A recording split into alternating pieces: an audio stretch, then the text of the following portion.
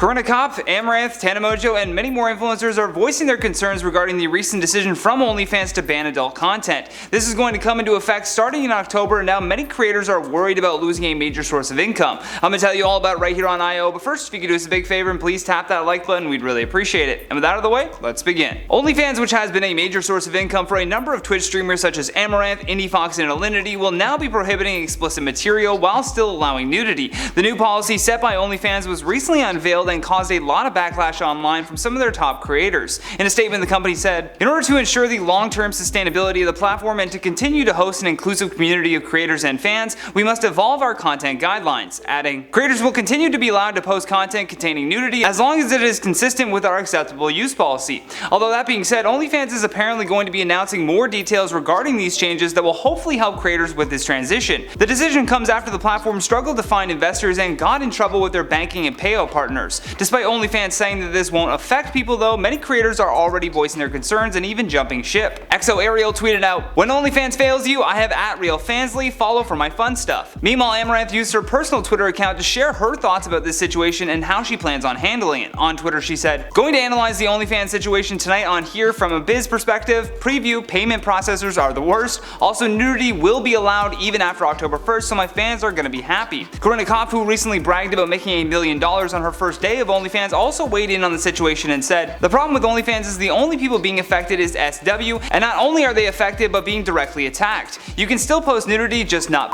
While I won't be affected, shame on OnlyFans for the direction they're going." Now, while it's great to see these creators and influencers taking a stand for the people that will be unfairly affected by this, I still have to point out that people like Corinna and Amouranth won't actually lose income from this hit. If anything, this is going to widen their audience further. I mean, really think about it. If suddenly there is no competition that is willing to do more than just show some skin, then those fans will just reroute to the people left on the platform. For example, we had a reaction from Tana Mongeau who simply said, "What?" to someone telling her about the new ban. To which Lena the Plug responded, "You don't post you're safe." Now, even though we've been seeing a lot of people talking about being directly affected by this, other people are using this as an example for why we need cryptocurrencies like Bitcoin. If banking and payment partners suddenly decide, like they just did, to pressure OnlyFans into doing their bidding, they could put themselves at risk of never being included in the conversation at all. Edward Snowden commented on an article about the banks pressuring OnlyFans and just said, "Bitcoin fixes this." And a decentralized currency would be the move for platforms that don't want to be beholden to some bank telling them what they're allowed to do and what they're not allowed to do. Do I think that's going to happen? Probably not for a while, and in all honesty, what we will most likely see is a ton of other platforms popping up saying that they won't ban you for that content.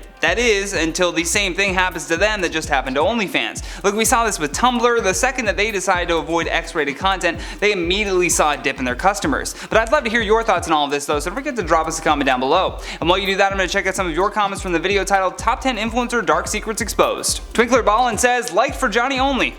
Thank you, we appreciate that. Prep4 says, "Influencers have no effect on me. I see them more as a gestures that I do not have to copy or believe." That's a good way to look at them. Jessica says, "I would hate to be tied to what people thought of me for validation/money. It's so much less stressful to be able to post pictures freely and not care about what strangers think. Also, isn't it creepy that someone is basically stalking you online? I'm not sure that lifestyle is for me."